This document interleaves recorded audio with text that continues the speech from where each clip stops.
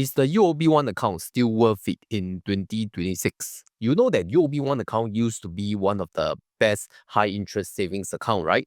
Like when it started in late 2022, it was offering 5% per annum on first 100K of deposits, and all you had to do is just to do a salary credit plus a $500 credit card spend. But everything changed since 2024 when they started to lower their interest rates from 5% to I think 4%, and then onwards to 3%, 2.5%, and currently to the lowest interest rates of 1.9% for your first 150K of deposit as of the date of recording. And even in the past, it used to work perfectly with the quarterly savings promotion, or you call it the earmark promotion. For example, in year 2024 Chinese New Year, we had the Rising Dragon savings promotion. But that was already 2 years ago, and I can honestly tell you that 2 years later, now in 2026, the new earmark promotion rates are so bad that it's not even worth putting in. And this was highlighted by MT recently in my Telegram group of over 22,000 members. That's why if you don't want to miss the latest calculations and the best rates, then join us for exclusive information in the free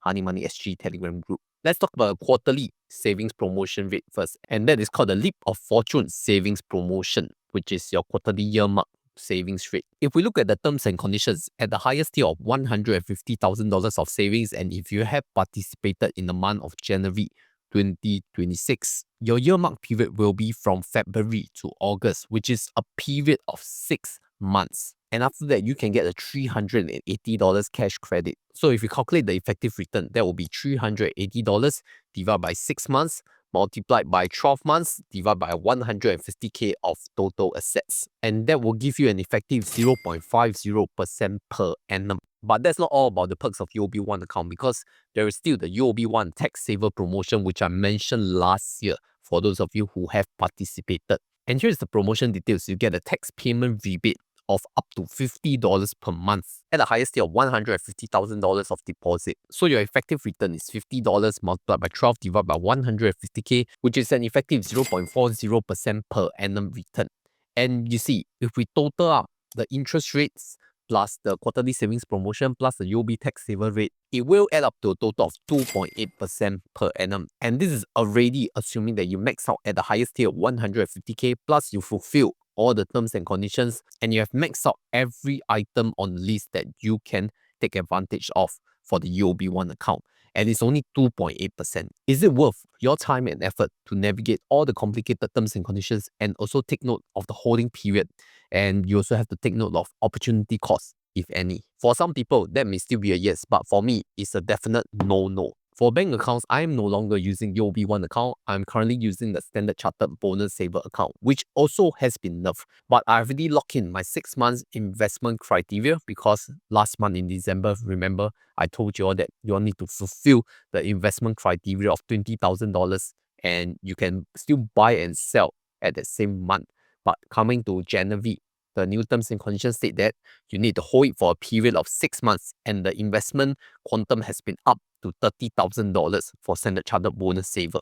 And if you cannot fulfill the investment criteria of Standard Chartered Bonus Saver, just for the salary credit $3,000 and card spend $1,000, you will only get an effective 2.05% per annum, which is on par with basic UOB One account interest of 1.9% per annum. But of course, the maximum return is different, because for Standard Chartered Bonus Saver, it is only effective for bonus interest up to the first 100K of deposits, whereas UOB One is at 150K. So if you prefer Standard Chartered Bonus Saver, and you already shifted 100K to Standard Chartered Bonus Saver since last month, there is still a 50K deposit that you need to know where you want to hold it, right? So what is considered a good alternative? Is 12% per annum good enough? Because this is exactly what Longbridge is offering for new users who sign up for a Longbridge account through my exclusive affiliate link.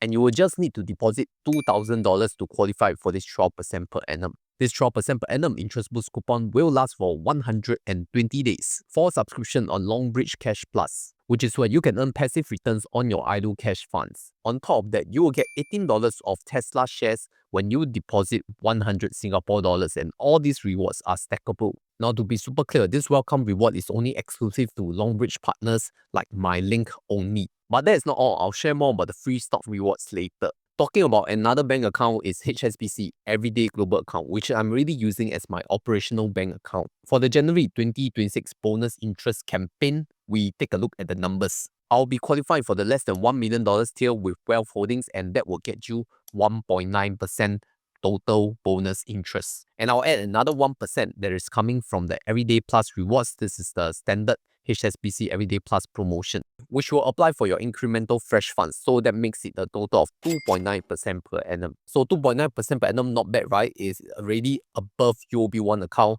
max out interest rate plus returns rate plus whatever have you. And this is HSBC's ecosystem. In fact, HSBC EJ is even better than Standard Chartered Bonus Saver, considering that you can no longer qualify for the investment criteria by just buying and selling on the same day, right? So the investment criteria is no longer realistic and easy to satisfy. And another alternative for UOB One is definitely OCBC 360, which is still offering 2.45% as of the recording date when you fulfill your salary credit, your save, and your spend criteria. So far, haven't heard of any bad news yet, but I don't think it will hold 2.45% for very long. And if you still want to sign up for OCBC 360 account, I do have a code here that you can use to support the channel. But my opinion is that all these high interest savings account will hover around the 2% per annum interest, even with the bonus interest rates from now onwards. And this is not their fault, because the macroeconomic trends is trending towards a lower interest rate environment. So they are just adjusting to the market. And you realize that there is something that you must do, right? Otherwise, all your money is just going to be eaten up by inflation. Your purchasing power will drop. So how? You must really learn how to invest. And the good news is, Longbridge really encourages new investors to do that. Because as a new user to Longbridge, based on your tier of deposit, you will get free stocks if you fulfill the buy, trade, and hold requirements of each specific tier. For example, at Tier 2, if you deposit 10,000 Singapore dollars, maintain for 90 days and complete 5 buy trades, you'll get 300 Singapore dollars of Nvidia and Apple shares. And that's an effective 12% annualized return on your deposit. Longbridge offers lifetime zero commission for Singapore, Hong Kong, and US stocks. So you may select your preferred market to trade at a competitive pricing. Now, if you stack all the welcome rewards as a new user, which is the $18 Tesla shares, 12% per annum interest boost coupon, as well as a free stock basket, it is really the best deal out there for new users who do not have a Longbridge account yet, and you have spare cash funds to deposit and hold it and fulfill the buy requirements. So I would really take advantage of it if I still don't have a Longbridge account yet. Check out the link in description or scan this QR code here to get your Longbridge account today. So the year is already 2026.